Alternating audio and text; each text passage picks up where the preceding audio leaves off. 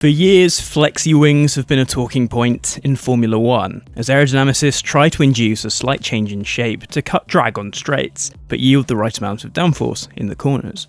In 2022, however, floors have earned the Flexi prefix, as engineers find ways of getting more out of their Venturi tunnels, which can build downforce the closer they are to the ground. This has been tied up with the early season issues with bouncing and porpoising that the ground effect aerodynamics introduced. And in response to that, the FIA has introduced plans for a metric that will try to dial bouncing out of the car. If you want to know more about that metric, we've done a video about that. How convenient. One of the aspects that the FIA wants to police in order to stop cars from repeated vertical oscillations lies in the flexing of the floors. Let's take a look at how floor flexing works, why teams want to do it, and who will be affected by the rule changes. Firstly, how do the floors flex? Mercedes team principal Toto Wolff explained how some of his rival teams were able to introduce flexing into the skid block itself to run the cars closer to the ground. The skid block, introduced in the 1994 season in a raft of mid-season technical changes, was placed on the bottom of the car to limit how low a car can be run on track. This is done by introducing a limit to the amount of wear a skid block can experience each race, and if that's exceeded, a car can be disqualified. The limit is currently 1mm. According to Wolff, teams have been able to introduce a mechanism into the skid block that, as the car hits the ground, the skid block can retract marginally, giving the car more freedom to drop lower down. It appears that some teams have split up the skid blocks and protect the holes where the FIA plank thickness measurements are taken.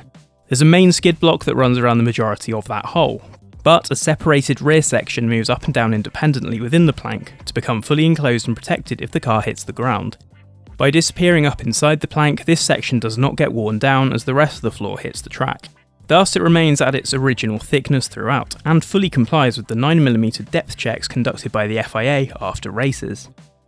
Up until now, teams only needed to ensure that enough thickness at one area of the hole to comply to the rules, so the movable part of the skid would have no problem with passing this. From the Belgian Grand Prix, when the new floor checks come in, the FIA's thickness measurements will be changed. Thus, teams cannot use small parts of movable skid block material to help comply with the rules in a single area.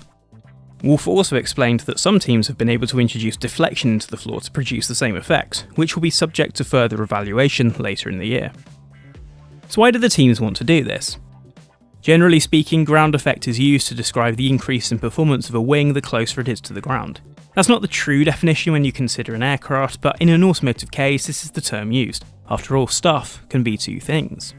That's thanks to our old friend Daniel Bernoulli and his principle. As a wing moves closer to the ground, the passage that the air can pass through underneath gets smaller in area. To compensate for that, the airspeed accelerates and thus forms a reduced level of pressure, resulting in a downward force. And generally in F1, more downforce is good, particularly in high-speed corners. So if you make that letterbox under the car smaller by moving the plank up and lowering the car, you can enjoy much more performance and traction in the quicker parts of the circuit. Which teams will changing the rules on flexi floors affect? Ferrari says that the new tests at the Belgian Grand Prix means that its floor will require some changes, suggesting that the F1's 75 makes use of flexing components under the car. Mercedes meanwhile says it welcomes the change, and that cut back on flexing floors will give the team more opportunity to enjoy an even playing field. Wolff has said that he was surprised by the FIA's findings in a technical advisory committee meeting, and the team's trackside engineering director Andrew Shovlin added that the W13 won't require any changes to meet the new criteria. But Red Bull's Max Verstappen refutes that and reckons that Mercedes has been running a more extreme version of a flexing floor compared to the other teams on the grid. Christian Horner added that he had no concerns about Red Bull's floor ahead of the introduction of increased testing from the FIA. So, apart from Ferrari, no team has been particularly open that the changes for Belgium will have any kind of effect, and both Mercedes and Aston Martin have suggested that they missed a trick with the introduction of flexing. Whether that's actually the case or just gamesmanship, we couldn't possibly say at this stage. Although porpoising and bouncing troubles have not been particularly noteworthy in recent rounds, as all the teams get on top of the issues that plagued them early in the season, we'll have to wait and see at Spa-Francorchamps if the FIA's new aerodynamic oscillation metric has any effect.